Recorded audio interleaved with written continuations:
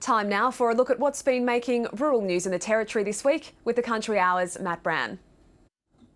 There's been plenty of action happening in the NT cattle property market at the moment, with a number of deals being done, including a former Deputy Chief Minister selling his cattle station. Former CLP Minister Barry Coulter bought Old Mount Bundy Station near Darwin back in the 1990s, and he's just sold it to NT pastoralists Tony and Julie Harrower of Dorisvale Station near Katherine.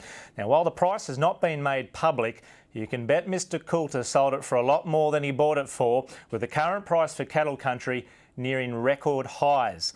Now, this follows the sale of a similar size block out in the Roper region, with Lonesome Dove Station selling to another local pastoralist. Still on property sales, a fair bit of mystery surrounds a newly formed group that's called the Archipelago Beef Trust.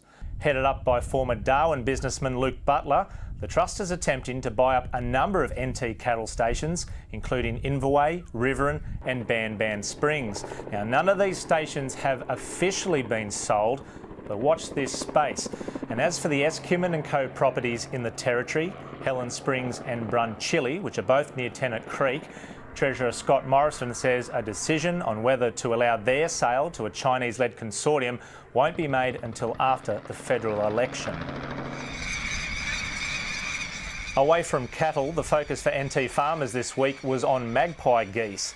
It's estimated these big birds chewed through at least $6 million worth of mangoes last season. Growers held a field day this week to work out some solutions and also provide input into a national research project that is now underway, looking into why the geese's appetite for mangoes has increased so dramatically over the last few years. And finally, quick shout out to the Katherine School of the Air, which this week celebrated its 50th birthday. Good stuff. These rural stories and plenty more are all up online if you go searching for NT Country Hour.